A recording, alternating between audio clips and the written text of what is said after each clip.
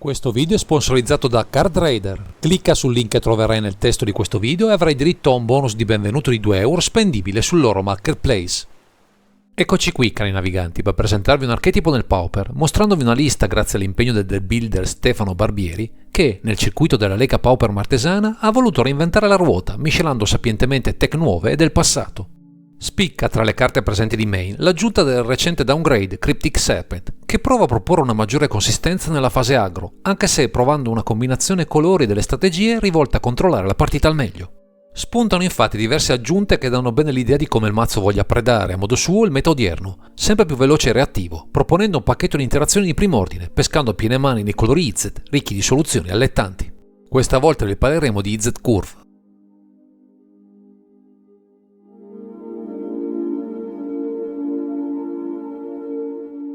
Se i colori a disposizione richiamano alla mente archetipi blasonati, qui il tempo e le tante aggiunte nel formato povero hanno rivisto diverse priorità, arrivando a costruire un mazzo che già tra le creature bada al sodo, a partire da una carta che non si vede da tanto tempo nel meta odierno, Delver of Secrets, qui in 4x. Questa creatura iconica fungerà da base di partenza per un'azione aggressiva, sfruttando la mole di magie istantanee e stregonerie per una rapida trasformazione in Insectile Aberration, così da avere una race evasiva e letale in breve tempo. A questa scelta ne affiancheremo un paio, l'appena citato Cryptic Serpent, che con Tolarian Terror, entrambi in 4x, formeranno l'ossatura della nostra fase agro, proponendo il più in fretta possibile bittanti poderosi, mentre saremo impegnati a frenare qualsiasi tipo di reazione con le tante magie che avremo a disposizione.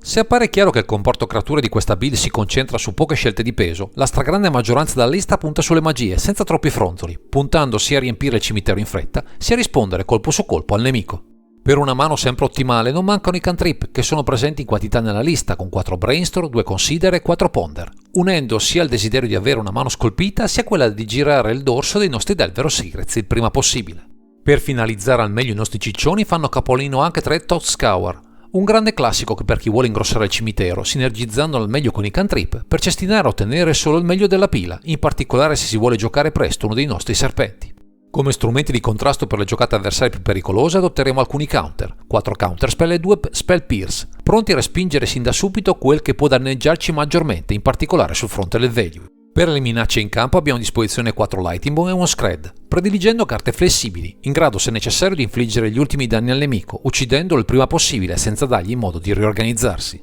Dovremo comunque trovare un modo per valorizzare le nostre preziose combat, ma grazie a 2 Artful Dodge potremo rendere evasivo il nostro pezzo chiave, mentre con 2 Shore Up avremo un turno di protezione, utile anche a scombinare i blocchi dell'opponente, con un tap provvidenziale al momento giusto. Volendo invece superare blocchi troppo insistenti, grazie a 2 Temur Battle Rage potremo trasformare il nostro ciccione in un ariete inarrestabile, dotando il bittante sia di travolgere che di doppio attacco, per una gragnola di danni senza pari. Infine, per avere il meglio sul fronte del Cut Advantage e dei lane drop nei primi turni, avremo ben 4 Lorien Revealed, una staple ormai indiscussa nel formato, visto quel che offre per stabilizzare i colori a disposizione senza impegnare su preziosi lot.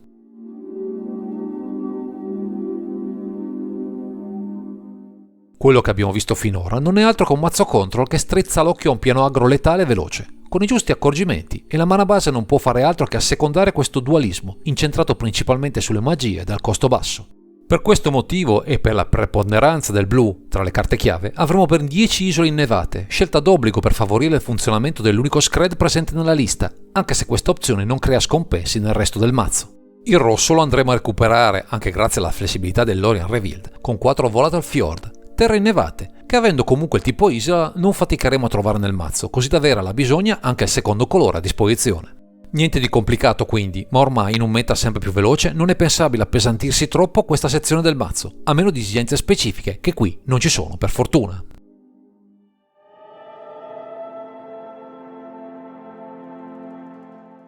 Definiti ormai i punti chiave in cui questo archetipo si vuole muovere, simulando in parte il piano proposto da Dimir Terror, in una chiave più aggressiva, la Cyborg, grazie al potenziale dei colori IZ, mostra il meglio di sé per dominare anche i matchup più complicati. Per rispondere al rosso e al blu, colori molto diffusi nel meta odierno, avremo dal nostro arsenale ben 3 Hydroblast e 3 Pyroblast, carte imprescindibili per ottimizzare le repliche già presenti di main, così da risultare ancora più reattivi e incisivi. Analogamente con 2 Dispel proviamo a sorprendere già dal primo turno l'opponente, impedendogli quelle giocate che potrebbero metterci in crisi il nostro approccio alla partita, soprattutto se rivolto a carte che spostano gli equilibri sul campo di gioco. Per una risposta flessibile che va a coprire diversi matchup, Cast into the Fire, qui in 3x, rappresenta il meglio che possiamo avere in quest'area del mazzo, per risolvere piccole creature fastidiose nelle nostre combat o artefatti molesti, tra i molti bersagli papabili che questo formato propone in quantità.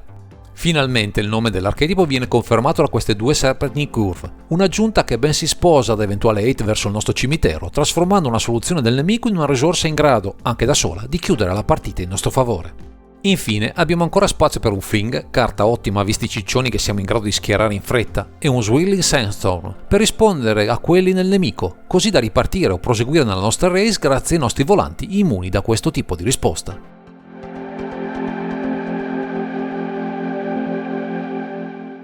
Nonostante i coloriz siano stati molto presenti in passato nel formato povero, ora, complice una certa accelerazione del meta odierno, sono finiti un po' nel dimenticatoio, anche se questa versione prova, in maniera moderna, a riproporre certe sinergie. Si tratta però ancora di un esperimento, che non vede altri emuli al momento, anche se il nuovo Cryptic Serpent, affiancato a nuove tech tra cui Advanced Stickswing e Fara Dispersal, sta cominciando ad emergere in una versione mono-blu ancora tutta da sperimentare. In quel caso possono anche venire sfruttati i motori di vantaggio carte come Frantic Inventory, affiancandoli a quelli moderni, che ormai imperversano nel formato, ma gli spazi di manovra sono ancora ampi, così come la possibilità di inserire altri bittanti come le fatine, per un pieno più tempo del mazzo. Quindi è difficile capire se questo archetipo, o qualche sua variante, riuscirà a imporsi nel formato odierno, ma chissà che gli sforzi del team che ruota attorno alla Lega Pauper Martesana non riesca a mettere maggiormente in luce questa o altre perle nel panorama di questo sempre variopinto formato povero. Direi che questo è tutto per questo video, grazie per averci seguito e non dimenticate di commentare, condividere e sottoscrivere il canale per ritrovarci sempre qui su Underground Sea.